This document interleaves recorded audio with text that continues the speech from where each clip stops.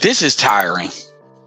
I'm gonna start off here. First of all, just off the last dude, what he said, I'm gonna just say we're not a family. The black community is like broken glass. That is how many divisions they occupy, at least in the African American community.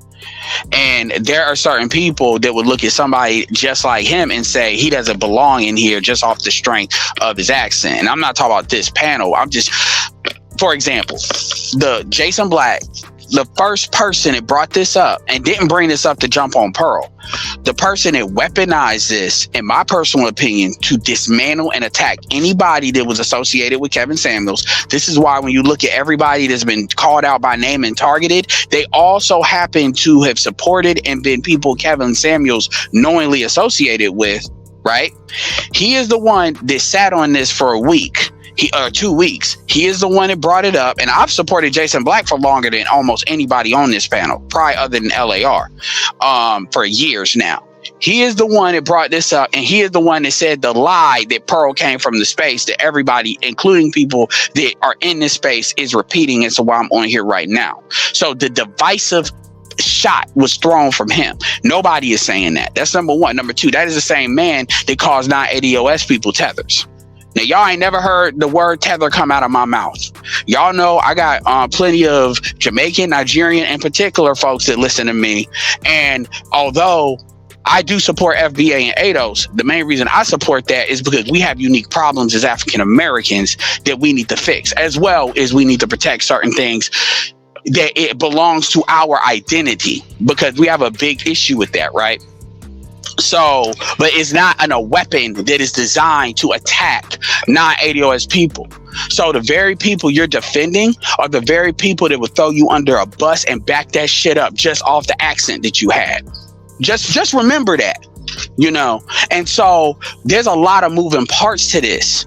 And people, first of all, let me start off here. I'm going to continue to say the position I've been saying. Anybody that insinuates that Pearl came from the Black Manosphere, they are not misinformed. They are a liar, and they are knowingly lying. Like, I would ask anybody here, when is the first time you ever saw a Just Pearly Things video? And really any Caucasian person. And then what Manosphere channel did you see that on? I'm talking about mention, not even her was on it. I actually yesterday went through all of her stuff, which was very annoying, by the way, but I did it. And I noticed that a year ago, she showed up on Fresh and Fit's channel. And then before that, she was doing videos on Kevin. Then fast forward to, like, I'm talking about black people. We're not talking about Valuetainment. We're not talking about the Purple Pill Show. Fast forward, first time she hit Obsidian was 5 months ago in October. That was after she was on the Lapeef Network, which, by the way, people associate with the Black Manosphere, even though he has specifically said he is not in it. Also, she was on I forget now, but the Lapeef Network was where she made the big splash. That's where people first started talking about her in this space, because people casually watch the Lapeef Network because they produce a lot of videos that kind of prove our talking points. Then you had the situation with Hafiz, which was around that same time. A lot was going on in those 2 months. And then with Hafiz, that's when we started talking about her again. Why? Because we were really talking about Hafiz, because Hafiz is on that Derrick Jackson team, and he tried to play red pill, blue pill, and he ended up looking stupid and blowing up his channel. Then you had the situation with the Me Too thing that Ramil brought up, and then that was kind of a conversation. And then you get to where we are now, which what is my point to saying all this? Nobody's talking about her unless she's associated with another black person. Nobody was talking about her before Jason Black brought her up. And Jason Black before brought up Coach Greg Adams, brought up Fresh and Fit, and he did the same thing, but it didn't hit right. But with the white woman, we know how y'all are about white women. Even though black women politically associate with white women in much deeper than black men do, black men don't even associate with white women like that except to have sex with them. To be honest. Versus black women deal with them in a lot of other different vectors. And yet it's the thing, I don't want to go on and on, but this is what angers me. Two things. One, I don't have to qualify my blackness to nobody. Period. And I'm tired of black women insinuating, and black men, but most of the black men are doing it to cater to the black women, insinuating that we have to be on trial. The Manosphere is literally being court-martialed in order to somehow, if you sacrifice us, the black community be better. As if the dudes that are already messing with black women, as far as putting up with their stuff, already, like, they need that to have that happen. And the other thing is, nobody is really substantiating this claim that Pearl came from our space. Everybody is just running along with it like the telephone game. And there's people that's been in this space internally that know that we don't even talk about white people like that in this space. They are actively creating a situation for views, asking questions about, based on, like, on here, you had Obsidian. Obsidian does not speak for us. And most of y'all know that most people don't rock with Obsidian like that. Obsidian is his own person. He deals with his own stuff, and the people that rock with him do. But this idea that Obsidian is a representation of what the Black Manosphere is about, the truth is most of the pillars of the Black Manosphere don't even like each other like that. And a lot of them have had an issue with Obsidian. So that's what I'm going to say for now. If anybody wants to ask me a question about anything, absolutely. I'll wait to answer the question the brother before asked about why did people start saying to get behind Pearl politically, because that's a valid question, but I've already taken up too much time, so I'll fall back for now. Appreciate it. Let me get the floor.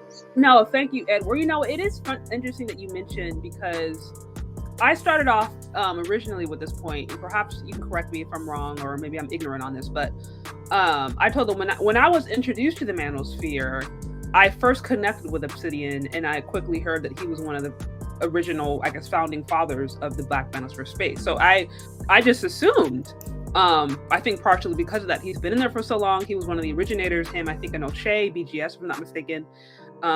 They're the ones that kind of started it. Maybe I wrongly assumed that he was somewhat of a spokesperson, which is why I tend to lean on him when it comes to, okay, what's going on in the Manosphere? What are some different ideals that you guys have? I know he has the Black Manosphere meetup. So maybe I'm wrong. I kind of thought he was one of the unofficial leaders because of how long he's been in the space and what he's done.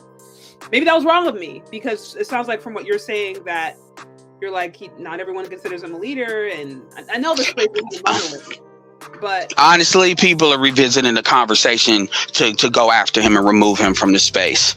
Like, people are seriously revisiting, and that rarely happens. Like, there's people, like, for instance, O'Shea and Angry Man have had like a war between them, for a while. Now that's died down as they both moved on. I'm definitely glad for Angry Man's recent growth, because he definitely deserves it. But I rock with O'Shea as well. And honestly, the type of like I'm not gonna bring up people's personal business, because I'm not gonna bring other YouTubers in it. There's a reason he used to be on certain platforms that he's not. It's because certain people don't want to be associated with the stuff he does. The thing about it is, I can explain the separations that I've had with him, because I've told him directly certain things I don't agree with. And I don't want to go into all of the once upon a time, but this is what I will say. Obsidian says directly himself. First thing I will say this about Obsidian. Obsidian only dates black women. That's all he's always been. I've asked him directly about this. This is back when SYSBM was really getting drowned, really getting attacked in the space. And he said that directly. And Obsidian, and I will say this on Obsidian's behalf, Obsidian is pro-black, more pro-black than 90% of you all calling him a coon. Like for real. If you actually look at the receipts, look at the families come from, what he's done, in Philly and stuff like that, he's more pro-black than most of y'all. Like, if you actually look at receipts, Obsidian has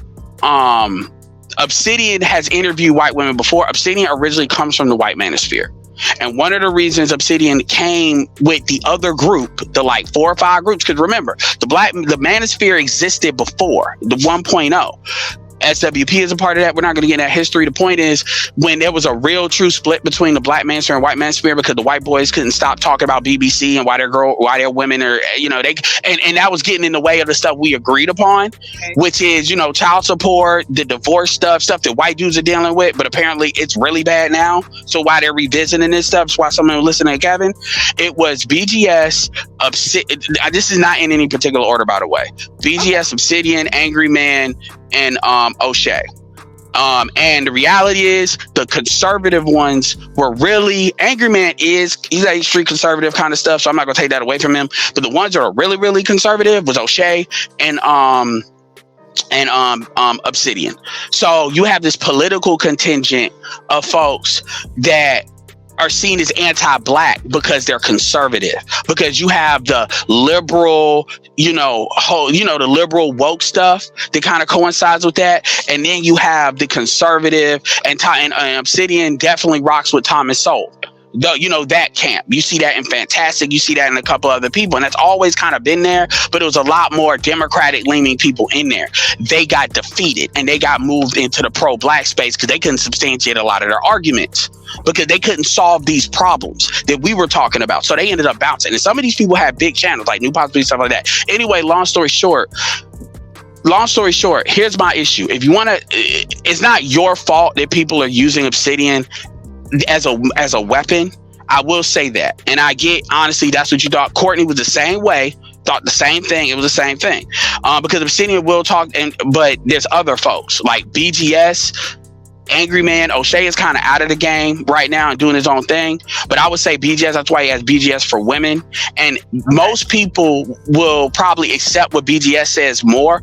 The issue is, and I'll say this and I'll fall back, Obsidian is for himself first. That is what he has said. He is here to make money first.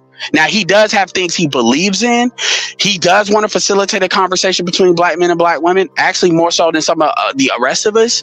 But Obsidian does not take into account the space and what we all represent. See, I will talk about what I think, but also what everybody else kind of generally agrees on. When you talk to him, you're not hearing that. Really, it's what Obsidian said, and they're remixing that to say, whoa, this is what the Black Manosphere believes. And that's kind of why BGS made that video, because it's kind of like, people have been here long enough to know that Obsidian is not the only dude. Now, maybe we didn't make that clear, and that's our fault, which is why people are revisiting that conversation as far as kind of disavowing him for real. And I'm not even talking about Pearl. I'm talking about as a thing of, because honestly, on the Pearl stuff, like I said, he's more pro-black than most of y'all. Now, I won't, maybe not Jason Black, but most of them. So this idea, he's talked to white women before. This is the third time he talked to Pearl. Like, so again, it's not that big of a deal. And the reason I came up here was really talk about this thing about black men not wanting to deal with quiches or quote unquote black women. Y'all in this space is proof that is crap. Y'all have never had to compete with white women for black male audiences in here. Am I lying, or is that true since you've been in here? Have you seen another white chick running around? Hell, how many mixed chicks, how many light-skinned chicks are really in the space? Other than Jessica X, which we haven't seen what she looks like, so we can't substantiate it. Now that I'm thinking about it, you got Sweet Melody Speaks, and that's it that I know of that's light-skinned. The rest of them are classically black. Well, I appreciate you guys. Well, just kind of letting me know in general the history of how things went. Like I said, I don't pretend to be an expert on the black at all. That's why I wanted to. And I can't expect somebody to know all these things. That's why part of me is kind of like, okay, you said you honestly didn't know. Okay, I can see how you would have thought that, because Obsidian is the one that wants to talk more than any of the other kind of pillars. So he'll be the one to kind of be willing to talk to women, because he wants to build his channel, and he loves controversy. Everybody else doesn't love controversy like he does. He feeds off of it. He believes in it. So I didn't consider that point. But I will tell you that there are those that do know, and they choose to do it anyway. But I haven't considered that point, so I'll concede that, because I can't reasonably expect anybody to have a PhD in manosphere politics.